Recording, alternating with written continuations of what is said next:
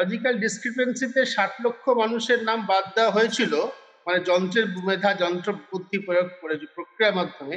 তার 55% দেখা গেল ভুল ছিল, তারা আবার ভোটার তালিকায় ফিরে এসেছেন মানুষের বিচারের মাধ্যমে।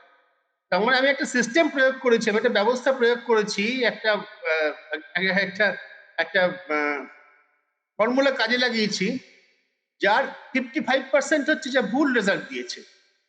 তারপরেও এই ব্যবস্থাটাকে আমরা কি করে বিশ্বাস করব, এবং তার সূত্র ধরে এই নির্বাচনের বৈধতা কতটা, নৈতিক বৈধতার কথা আমি বিশেষ করে বলছি। গণতন্ত্র হিসেবে মানবে মানুষ? প্রশ্ন প্লিজ। বৈধতা এটা হয়, আমরা সাধারণভাবে মুশকিল হচ্ছে আমরা যে বিষয়ে আলোচনা করি তাতে একটা আইডিয়াল মিনিমাম ইলেকশন কমিশন থাকবে, সে একটা ইলেকশন করবে, সে অনেকটা লেভেল প্লেইং গ্রাউন্ড করবে, নিরপেক্ষ হবে, এইটার উপরে বৈধতা হয়। সে যদি প্রথম আমাদের মহাত্মা গান্ধী যে মানে তিনি যে অবস্থান অনশন এগুলো পালন করতেন, তো তার বৈধতা কি ছিল? বৈধতা ছিল যে হ্যাঁ, বিরোধী পক্ষ বা ইংরেজ তখনকার দিনে তাদেরও একটা মনের ওপর প্রভাব বিস্তার হবে যে এত মানুষকে আমি মেরে দেবো না, তাই জন্য তারা গুলি চালাতো না। এইরকম একটা বৈধতা আমরা মানে সভ্য মানুষের সমাজে মেনে নিই। কিন্তু যেখানে সভ্য মানুষের সমাজে এক্সিস্টই করে না, এই নেতানিয়াহু মনে করে যে নরেন্দ্র দামোদর দাস মোদীর সবচেয়ে ঘনিষ্ঠ বন্ধু, তিনি মনে করেন মানুষ মেরে আমি একটা যুদ্ধে কৃত্রিম জড়িয়ে দিয়ে আমি যদি বেঁচে থাকতে পারি তাহলে আমার বিরুদ্ধে যে অ্যালিগেশন আমি জেলে যাব না। তো সেক্ষেত্রে কোনো আইডিয়াল সিচুয়েশনে আমরা আলোচনা করছি না। এই বিজেপি যদি মনে করে যেন তেন প্রকারে আমরা ক্ষমতা দখল করব এবং তার জন্য কোনো বৈধতার প্রয়োজনীয়তা নেই, তাহলে আমরা আমরা এতদিন আসলে কংগ্রেসকে এত গালাগাল দিয়েছি, কিন্তু কংগ্রেস একটা প্যারামিটারে ইন্দিরা গান্ধীর সামান্য কয়েক মাস জরুরি শাসন ছাড়া একটা মানে লজিক্যাল রিজনিং এর মানে মানুষ সমাজে বসবাসের উপযোগী একটা যে প্যারামিটার সেটার মধ্যে আমরা বাস করতাম। কিন্তু যেখানে প্রধানমন্ত্রী দিনরাত মিথ্যে কথা বলেন, তিনি একটা বিল আনেন, বলেন আর এক কথা। এই আজকে প্রধানমন্ত্রী উল্টো পাল্টা কথা বলে যাচ্ছেন যে সবাইকে জেলে ঢুকিয়ে দিতে হবে, এখনই সারেন্ডার করুন, কালকে বলছেন, প্রতিদিন বলছেন। ইলেকশন কমিশনের কলকাতা শহরের ডিস্ট্রিক্ট ইলেকশন অফিস, তার আমি তো বিশ্বাসই করিনি, তারা বলছে যে থ্রেটনিং দিচ্ছে এবং বলছে কারুর জ্বলন হলে বার্নার লাগিয়ে নাও, বোরোলিন রেডি রাখো, বলে আমির খান গানের একটা ইউটিউব জুড়ে দিচ্ছে কয়েক মানে 1 মিনিট 1.5 মিনিটের। আমাকে প্রথম যখন লোকে বললো আমি এটা হতে পারে না কোন ইলেকশন কমিশন, পরে দেখলাম এটা সত্যি। তো এর বৈধতা বলা না বলা এ তো সমান, মানে এ ভাবা যায় না। এ অ্যাকচুয়ালি অমিত শাহ, যিনি ব্যক্তিগতভাবে আমি বলে থাকি পাইপ বিক্রেতা ছিলেন এবং যিনি সাকরেদ এবং যিনি ফেক এনকাউন্টার গেছে জেল খেটেছেন, তার কাছে যেন তেন প্রকারে দখল করে নেওয়াটাই বৈধতা, এবং জ্ঞানেশ কুমারকে সেই কারণেই ওইভাবেই নিয়োগ করা হয়েছে।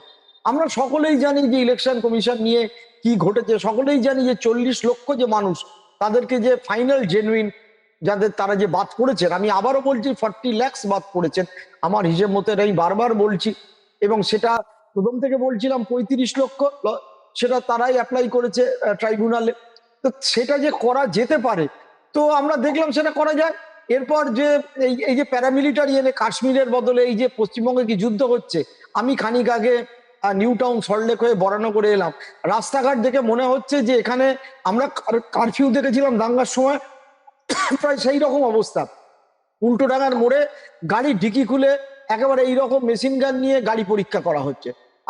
ফড়িয়া পুকুরের মোড়ে আই হ্যাভ নেভার সিন ইট। আমি 1 ঘন্টা আগে যে দৃশ্য দেখলাম, আমার স্ত্রী আমাকে বলছিলেন দেখে তো মনে হচ্ছে পশ্চিমবঙ্গে যুদ্ধ হচ্ছে, প্র্যাকটিক্যালি তাই অবস্থা। এবং আই এম নট শিওর এই ইলেকশন, আমরা কাশ্মীরে কিভাবে ভোট হয় জানি, সেখানে সেন্ট্রাল ফোর্স তারা গিয়ে বাইরের লোককে ভোট দিতে দেয় না, নিজেরাই বোতাম টেপে। সেটা যদি হয়, আমি গতকাল দিল্লির একজন খুব সিনিয়র সাংবাদিক আমাকে ফোন করে বলছিলেন ইট মে হ্যাপেন। এবং আমরা কখনো এটা ভাবতেই পারি না যে কোনো সেন্ট্রাল ফোর্স আসার আগে, সাজোয়া গাড়ি, বুলেট প্রুফ গাড়ি নিয়ে আসার আগে সারিবদ্ধভাবে সেই গাড়িগুলোকে অযোধ্যায় প্রণাম করে তিলক কেটে জয় শ্রীরাম বলে তারা পশ্চিমবঙ্গে ভোট পরিচালনা করতে আসতে পারে। তো সেক্ষেত্রে যে আমরা যেগুলো দেখে থাকি, আমরা ব্যাংকে টাকা রাখি, মনে করি ব্যাংকের টাকা নিরাপদ আছে। বিজেপি সরকার বলে দিয়েছে যতই রাখো না কেন 5 লাখের বেশি পাবে না, কোনো ব্যাংকে 1 লাখ 2 লাখ। আমরা নিশ্চয় একটা প্যারামিটারে তো মনে করি ব্যাংকটা উঠে যাবে না, টাকাটা ফেরত পাবো। এবার কালকে আদানিকে টাকাটা ধার দিয়ে দেওয়া হলো এবং তারপরে ব্যাংক ফেল করে গেল, ইট ক্যান হ্যাপেন। আদানি যে পরিমাণে টাকা লোন নিয়েছে প্রায় 3.25 লক্ষ কোটি টাকা, এবং তার যদি ব্যবসা যে নির্বাচনের মধ্যে থাকি, পশ্চিমবঙ্গে না না না, আমি এইটাই বলতে চাইছি যে আমরা এই বৈধতা অমলের সাথে I am totally agri. Amal যেটা বলছে তার সাথে একমত। বৈধতা বলে এই ইলেকশন কমিশনের কাছে কিছুই নেই, এই প্রধানমন্ত্রীর কাছে কিছুই নেই, এই স্বরাষ্ট্রমন্ত্রীর কাছে কিছুই নেই। সুতরাং আমরা যতই চাচাই না কেন অবৈধ, তারা এটা নিয়ে মনেই করছে না অবৈধ। ঠিক। আর এই বৈধতা অবৈধতা তো একটা রিজনিং, একটা লজিক্যাল শব্দ।